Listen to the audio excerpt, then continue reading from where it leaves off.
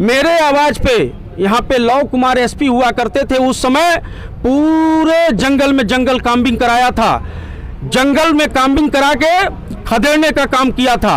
उसी समय कई डकैत मारे गए, मेरे कार्यकाल में मारे गए। घोषणा करता हूँ आपने दूसरी बात आपने पूछा है गरीबों के लिए क्या करना है, तो मुझे बोल लेने दीजिए। बिल्कुल बिल्कुल।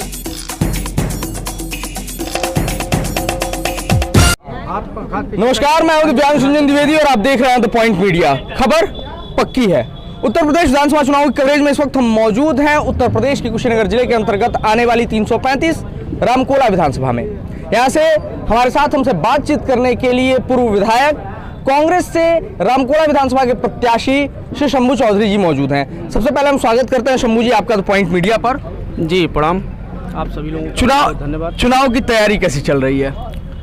चुनाव की तैयारी अच्छी चल रही है और चुनाव की तैयारी लड़ने के लिए नहीं, चुनाव जीतने के लिए चल रही है। कहा जाता है कि रामकोला विधानसभा का इतिहास रहा है, यहाँ पर 4 बार स्थानीय प्रत्याशियों की जीत हुई है और 9 बार बाहरी प्रत्याशी जीते हैं। ये विधानसभा के गठन के बाद से अब तक का इतिहास है। शंभू चौधरी जी की तैयारी इस तथ्य पर कैसी है? रामकोला की इतिहास फिर दोहराने जा रही है। जो 4 प्रत्याशी स्थानीय जीते हैं उन 4 प्रत्याशियों में रामकोला विधानसभा से शंभू चौधरी जीत कर जाएगा। विधानसभा चुनाव की कैंपेनिंग में आप जनता के बीच जा रहे हैं, किन किन बातों पर जनता को अपने साथ ला रहे हैं आप? देखिए, जनता के बीच हम जा रहे हैं। जनता के बीच सबसे पहले तो 15 वर्ष से लगातार यह क्षेत्र छली जा रही है, यहाँ की जनता छली जा रही है और जिस तरह से पूर्व के जनप्रतिनिधियों ने किया है, निश्चित रूप से आपके माध्यम से मैं कहना चाहूँगा, उन लोगों ने विधायकी नहीं किया। जनप्रतिनिधि का मतलब है जनता का प्रतिनिधित्व करना और उन्होंने वो ये कार्य ना करके कोई और कार्य करना शुरू कर दिया। जैसे लगा कि उनको नौकरी मिल गई है और वह वेतन भोगी हैं, वेतन केवल उठा रहे हैं, उनसे जनता से कोई मतलब नहीं है। अभी आप वर्तमान विधायक की ले लें तो आप गांव में जाके घूम जाएं, गांव में पूछ लें, वहां पे अगर चुनाव के समय पहुंच गए होंगे तो होंगे, नहीं तो चुनाव के बाद तो पहुंचे ही नहीं। इस तरह से छली गई है।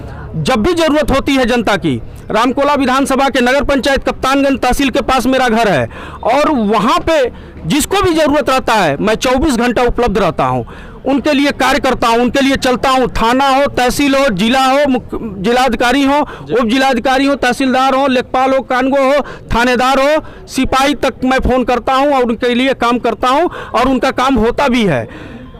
ऐसे लोग जाते हैं कि विधायक जी का घर कहाँ है, तो यहाँ है। जाने के बाद मैं कहता हूं कि आप किन विधायक जी को खोज रहे हैं? वर्तमान विधायक जी तो नहीं है यहाँ पे, तो नहीं आप ही को खोज रहे हैं। तो वो हमको खोजते हुए आते हैं और हम बाखूबी उनका काम को कराने में 99% सक्षम हैं और करा देते हैं, सफल हो जाते हैं।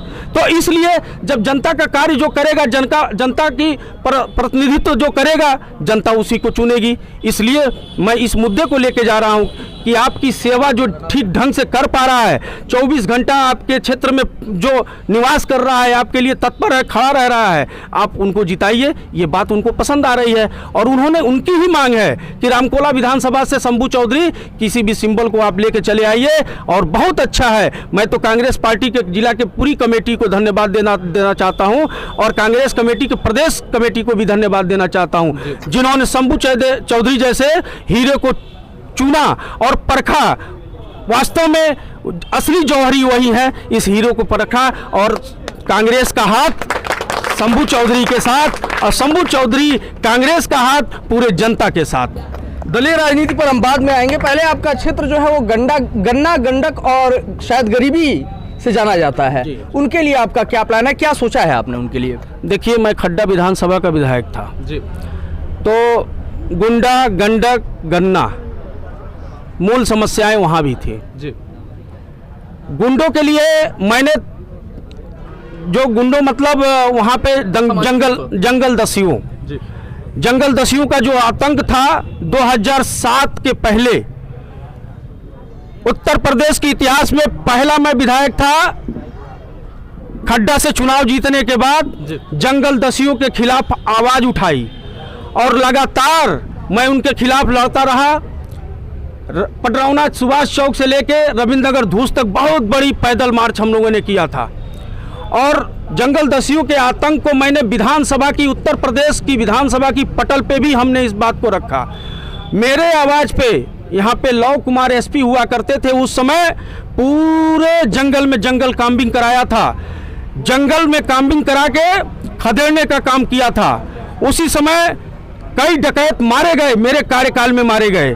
कारण ये था, उनका इतना आतंक था, खड्डा नगर में पर्ची भेजा करते थे कि टार्च भेज दो, लुंगी भेज दो और इतना धन भेज दो, इतना राशन भेज दो। ये चीज़ होता था। दुकान वाले पर्ची को धीरे से रख के और वो जहाँ कहते थे उनके ठिकाने पे भिजवा दिया करते थे। कारण इतना ये था कि भय व्याप्त था उनका, इतना भय व्याप्त था कि ये पूछते भी नहीं थे कि क्या होगा, क्यों मांग रहे हैं हमारे हमसे। तो इस तरह का आतंक था। शंभू चौधरी ने आंदोलन करके विधानसभा की पटल पे आवाज रख के, आप जाके देख लीजिएगा, कटाई भरपुरवा में पुलिस चौकी की स्थापना कराने वाला शंभू चौधरी है।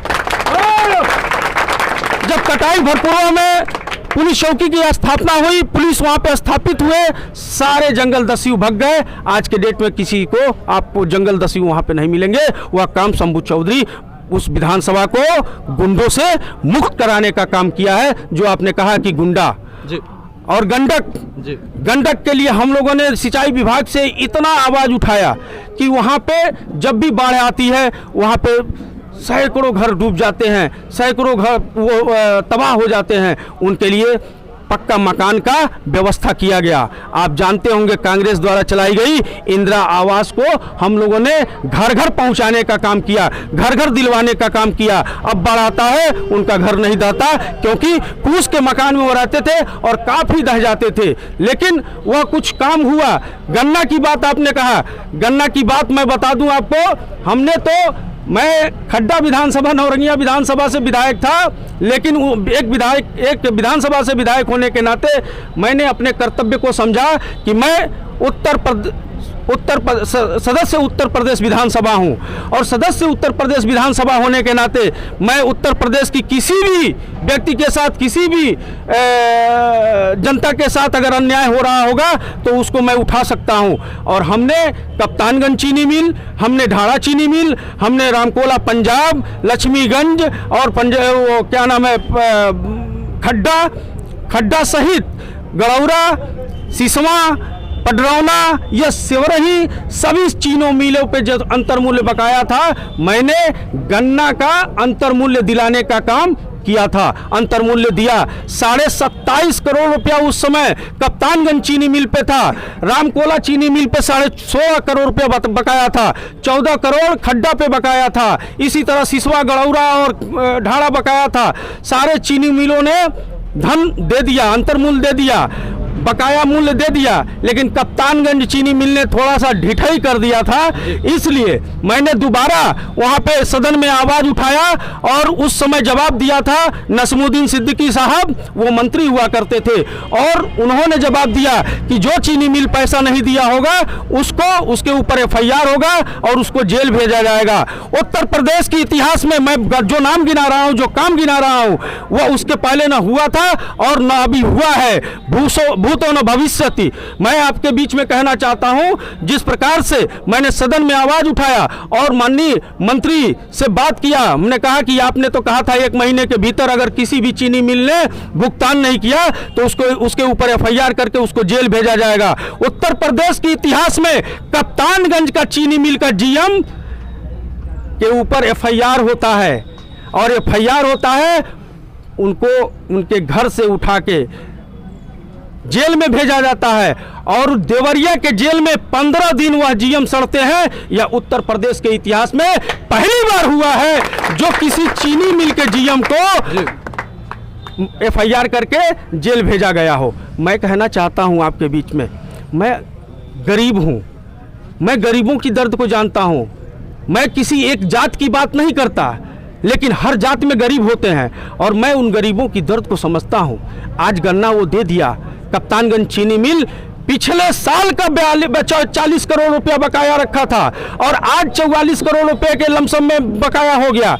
मैं कहना चाहता हूं मैं आपके चैनल के माध्यम से कहना चाहता हूं, तमाम बड़े बड़े मंत्री, मुख्यमंत्री और तमाम कार्यक्रम लग गए कप्तानगंज में। मैं कहना चाहता हूं, उनके कप्तानगंज की धरती पर कदम पड़ने के पहले कप्तानगंज के चीनी मिल का जो 40 करोड़ रुपया बकाया था, इस क्षेत्र की जनता की गाढ़ी कमाई पिछले साल से और अभी तक फंसी हुई है, उसका गन्ना मूल्य भुगतान क्यों नहीं कराया? गन्ना मूल्य भुगतान कराने के लिए शंभू चौधरी जैसा नेता रामकोला में चाहिए, और रामकोला में अगर रहेगा शंभू चौधरी तो ये 1-2 मंडल ठीक रहेगा। इस बात के साथ मैं संदेश देना चाहता हूं कि मैं यहाँ का बेटा हूं और मैं यहाँ का बेटा हूं। अगर मेरे में योग्यता है, अगर मुझे विधायक बनने की योग्यता है, तो रामकोला की जनता से मैं अपील करूंगा कि कांग्रेस का प्रत्याशी हूं, और कांग्रेस के प्रत्याशी होने के नाते चुनाव चिन्ह पंजा है, पंजा चुनाव चिन्ह पे आप मुहर मारकर। अभी कुछ सवाल मेरे बचे हुए हैं, हमको थोड़ा सा दलीय राजनीति पर आते हैं। अभी मैंने पिछले प्रश्न में एक शब्द का जिक्र किया था, गरीब। कांग्रेस 1984 से, जो आपकी वर्तमान पार्टी है, 1984 से गरीबी हटा रही है। आपने क्या सोचा है अपने क्षेत्र के लिए? गरीबी अब भी देश में है, ये माना जा रहा है। आपने अपने क्षेत्र के गरीबों के लिए क्या सोचा है? देखिए, कांग्रेस पार्टी हमेशा गरीबों के साथ रही है जी।